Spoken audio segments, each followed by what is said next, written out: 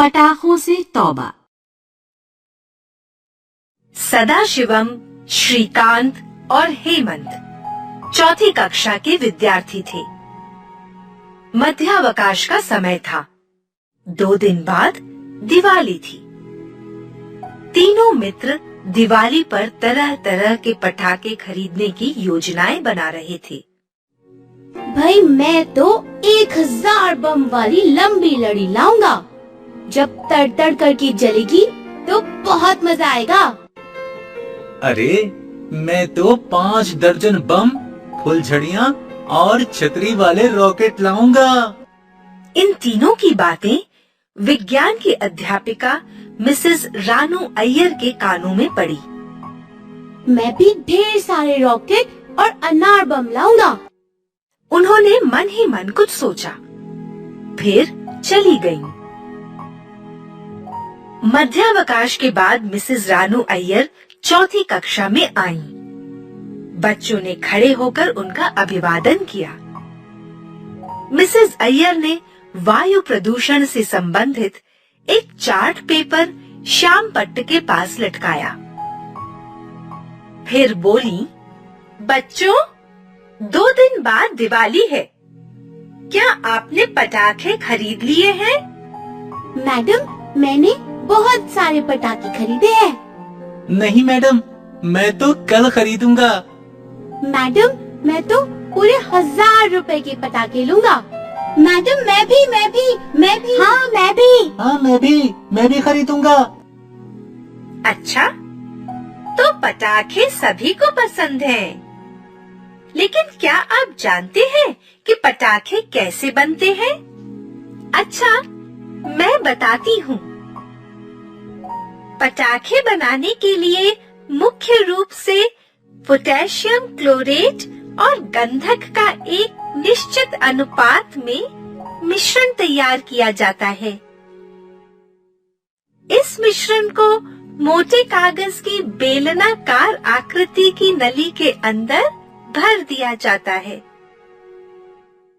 जब पटाखे को जलाया जाता है तो इस मिश्रण के जलने से अत्यधिक गैस निकलती है।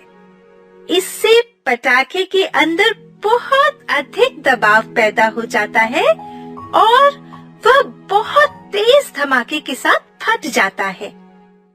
साथ ही कई तरह की विषैली गैसें भी निकलती हैं। विषैली गैसें? मैडम, फिर तो वे जरूर नुकसान पहुंचाती होंगी।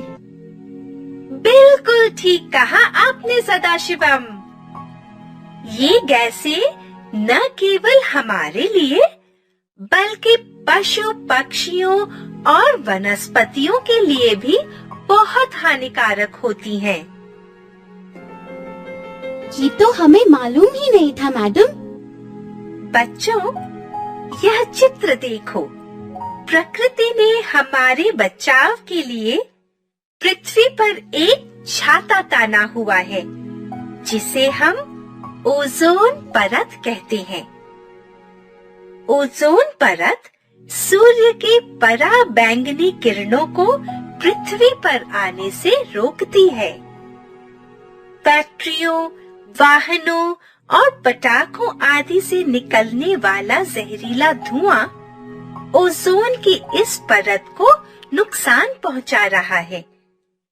इसी कारण इस छाते में बड़े बड़े छेद हो गए हैं। फिर तो मैडम, जो पटाखे हम चलाएंगे उनका धुआं तो ओजोन परत को और भी नुकसान पहुंचाएगा।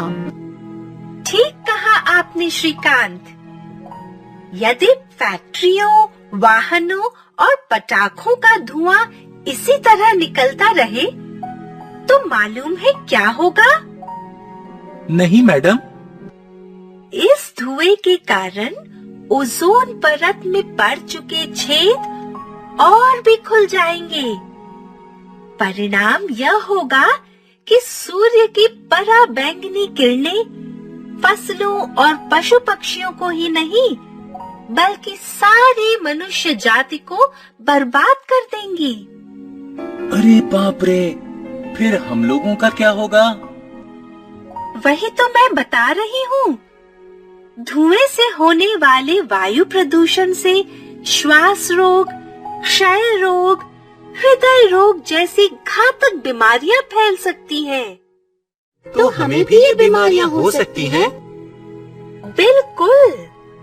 यही नहीं, पटाखे चलाने से ध्वनि का स्तर भी निर्धारित सीमा से अधिक हो जाता है।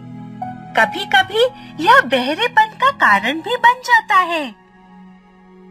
अब हम समझ गए हैं, पटाखे खरीदने की गलती अब हम नहीं करेंगे।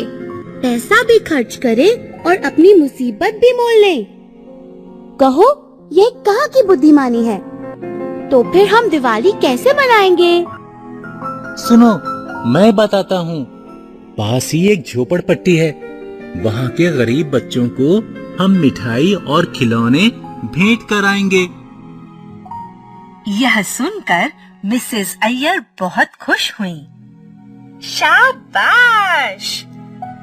उन बच्चों की मुस्कान आपकी जिंदगी को खुशियों से भर देगी। तब आपको पता चलेगा कि देने में कितना सुख छिपा है।